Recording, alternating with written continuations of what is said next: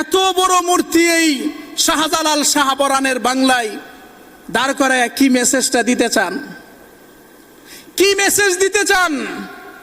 এই দেশের স্বাধীনতা সার্বভৌমত্বের প্রতি যদি কোনো শকুনের কালো চক্ষু পড়ে, এই দেশের ঈমান ও ইসলামের প্রতি যদি কেউ আঘাত করার কোনো চেষ্টা করে, মূর্তি সংস্কৃতির মাধ্যমে এই দেশের 1 ইঞ্চি মাটির প্রতি যদি কেউ জবরদখলের চেষ্টা চালায়, রব্বে সুল জালাল কি কসম, দিল্লি কেন, দিল্লির মসনদ উড়াইয়া দেওয়া হবে।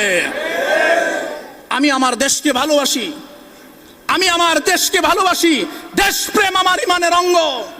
আমার দেশের স্বাধীনতার প্রতি ইঞ্চি মাটির আমি মুহাফেজ, পাহারাদার।